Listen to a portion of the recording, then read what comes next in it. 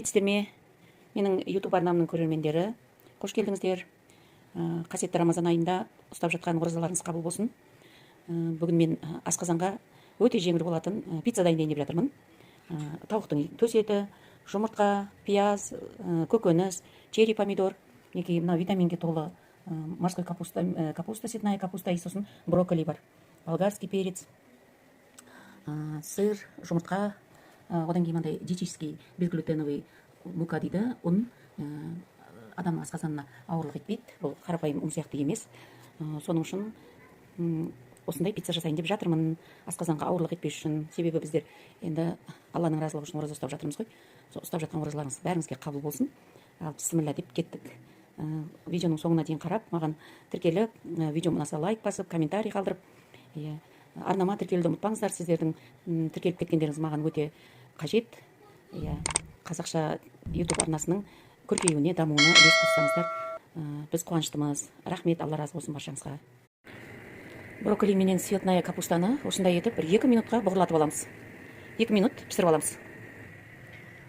Тауықтың төс етін осындай етіп погружной блендерменен жақсылап езіп алдым. Мінекей достар, пісіріп алдым. Енді осыны майдалап турайтын боламын. Мынаны погружной блендерден өткізіп алдым. Погружной блендерменен майдалап езіп алдым. Енді осыларды тураймыз, араластырамыз. Видео барысында көрсетем қалай жасалатынын, қанша грамм салғанын, оны видеоның астына жазып кетемін. Ал бисмилля рахман рахим. Кеттік. Пиязды майдалап турап аламыз.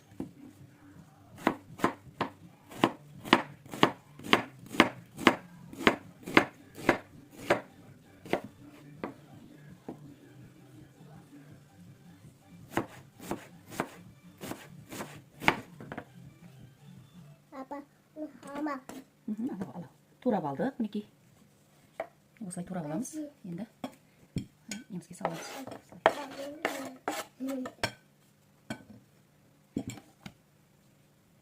Енді бұрыштарымызды майдалап осылай турап аламыз. Мен тәтті бұрыштан жарты, мынау полугоркеден жартысын салдым. Осында майдалап турап аламыз. Сосын помидорды майдалап тураймыз, капустамызды майдалап тураймыз. Осылай бәрін турап араластырамыз. Бұрышты майдалап турап алдық. Оны да осының үстіне салатын боламыз. Мінекей достар, бәрін майдалап алдық. Сырды теркадан өткізіп алдым. Помидорды турап алдым. Енді бәрін араластырамыз. Үлкендеу чашка аламын деп. Үлкендеу чашкаға салып, қазір көкөністерін де саламыз осылай. Чашканы үлкендеу ыдысқа ауыстырайын. Достар, үлкендеу ыдысқа ауыстырамын.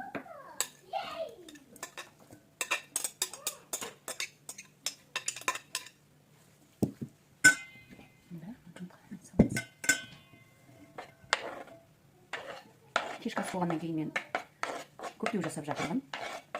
Себебі үйде жұмыста келеді балдар. Дәмдеуіштерімізді саламыз. Мінекей тұз, паприка. 2 жұмыртқа, мына үшіншісін қазір салатын боламын.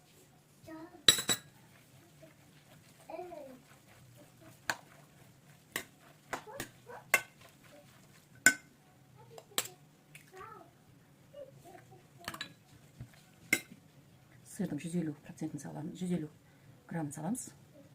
Мынаны ізіне қалдырамыз.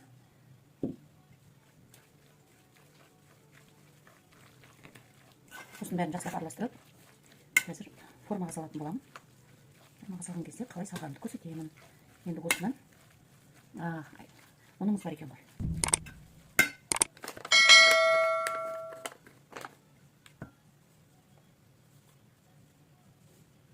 Бір, екі, үш, төрт, 5 қасық ұн салдым. Осыны жақсылап араластырамыз.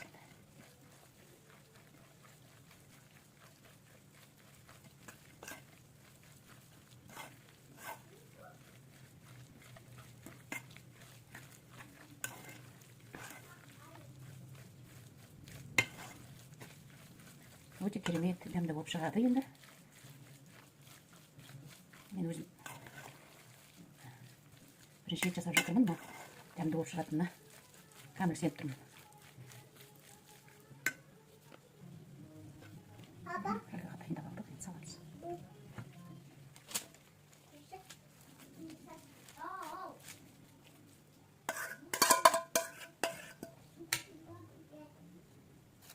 Неке достар, формамызға салдық.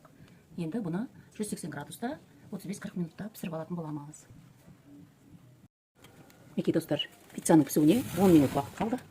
Міне, мощный, сочный болып пісіп жатыр.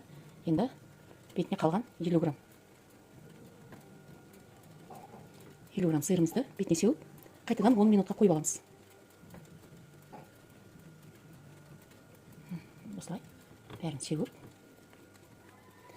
Көптеу салсаңдар да болады, енді көздеріңіздің патша көңілдеріңіз біледі.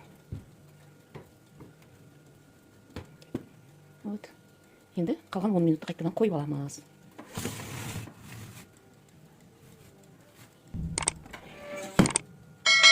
Неке достар, пиццамыз пісіп шықты. Әдемі сочный болып пісіп шықты. Бұйыртса ауызашарда жейміз. Қазір кішкентай балапандарға салып берем, кесіп. Вот. Назарларыңыз үшін рахмет, Алла разы болсын. Маған тіркеліп, подписация етіп кетіңіздер, маған тіркеліп кетіңіздер. Арнама, YouTube арнама тіркеліп өтіңіздер. Рахмет, Алла разы болсын бәріңізге. Осындай етіп пісіріп жеңіздер.